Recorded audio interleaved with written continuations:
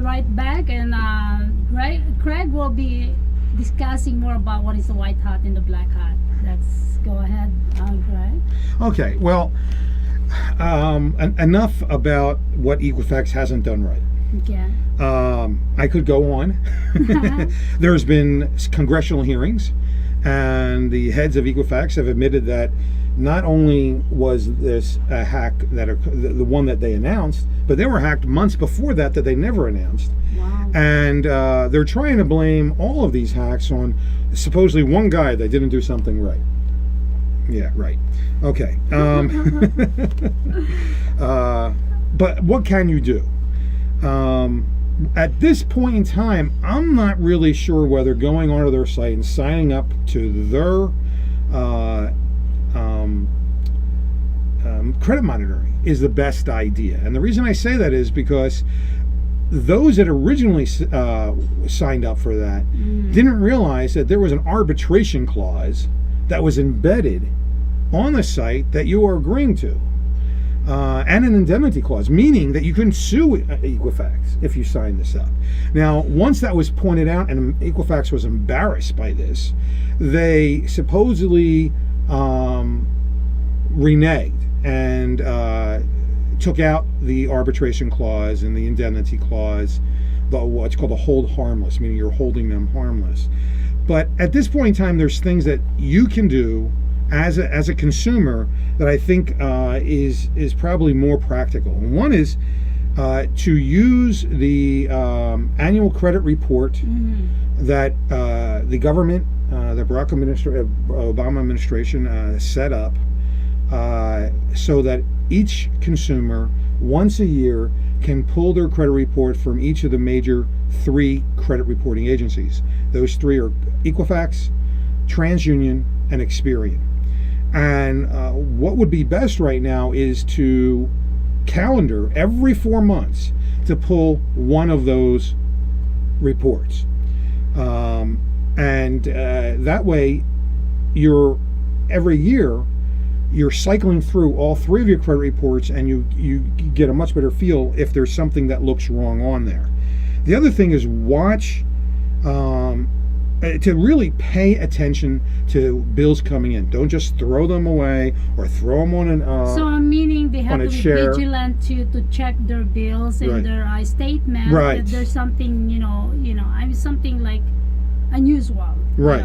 Because of this breach of Equifax. Right. And even to look through things that may look like junk mail or spam mail or whatever, because if your identity has been stolen and someone is using, let's say, your credit card numbers and buying things and not paying for them, you may look at XYZ collection agency letter and say, well, that's not me, it must be a mistake. No, open it up, because if it's a collection letter or a statement from a credit card company that you don't even recognize, but it has your credit card account number on it, then you are a victim of identity theft. Okay, who will be responsible for that bills that created by hacker?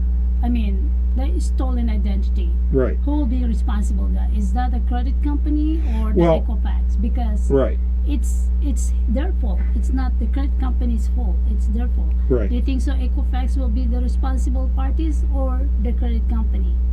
Well, the answer is yes. Which and the reason, well, that's why I said the answer is yes. Both? It could be both.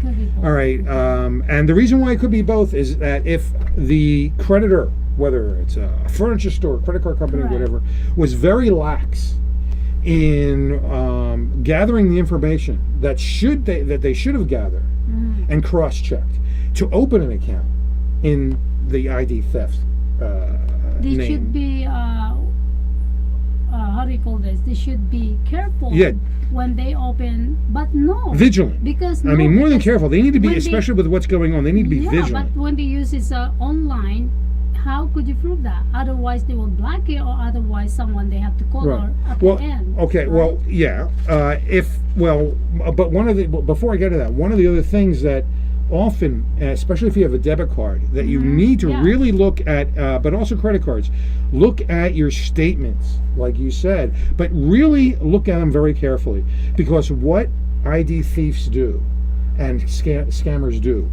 is they'll put on, $1.99, on this month's card. Correct. And then the next month they'll put on, $3.99. And basically what they're doing is they're seeing whether that person that they're imitating, all right, is actually looking at their statements, looking at their at whether it's a debit card or a credit card. And if they find that they're not paying attention, then all of a sudden it'll be $199 item, or $299 item, or $599 item. And by doing it incrementally, they hope that someone will not catch it.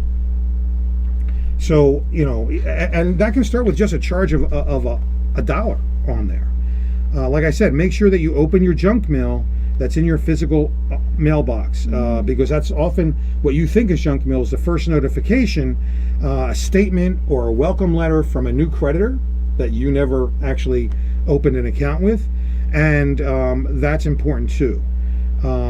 Watch for that spam that lands in your inbox, also electronically, because once they have all that information, they also most likely have, and if it's added with the Yahoo data breach and the Equifax data breach, not only do they have all your personal information, but they have all your online information now too. And then probably don't answer all those scammers. So many scammers calling you and pretend. Right. There's so many of them. Certainly. And if you do find that you're a victim of identity theft, it's very important to contact law enforcement as soon as possible. Explain to them the FTC has a website specifically for identity theft that you can go to and fill out what's called an identity theft questionnaire, which will then populate into an identity theft affidavit. And that's something that you would then send to the credit reporting agencies. You would also send it to any creditors that are not yours but are looking to you for payment. You can also do what's called a credit freeze. And the credit freeze is basically you would call up any of the credit reporting agencies that this may be on. And Equifax right now is saying that they will do a credit freeze for free. All right, and the law says that once you notify one credit reporting agency that you may have been a victim of identity theft, that credit reporting agency, that credit bureau, Equifax, for example, then has a legal obligation to contact all the other credit reporting agencies and let them know that you've been a victim of identity theft. So those are some of the just things that you can do if you become a victim, and also some things to do, hopefully, to avoid you becoming a victim, or you finding out so early in the process that it's not that hard to stop it before it gets embedded into your credit. Because once it gets embedded, that's bad. And this is his expertise, being an attorney, and that's what also he can educate you guys. And we have a free education. And also, let's talk about the auto theft. Okay. Auto damage and auto theft. All right. We have an example. We can use this as an example. Let's say you purchase a car and suddenly, your car being repossessed, but you just pay the car, or someone buy a car. We're gonna have that. Someone buy the car, and then you send the money, and then the car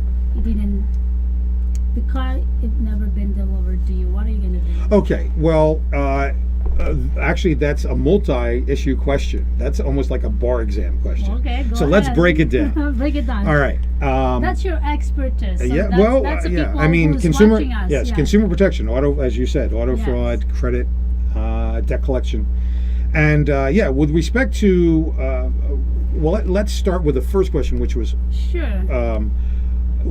which was repossession. All right. So with repossession, if the law says, specifically in Nevada, and every state is different, but in Nevada, for example, the law states that a car cannot be repossessed until 30 days after a missed payment. If a repossession occurs before then, then that's what's called a wrongful repossession, and you have legal rights that you can exercise against the entity that is repossessing, whether it's the car dealership or the lender. And the best thing to do for that is to go to an attorney like myself, who We'll be right back. okay. Hold into that. Continue.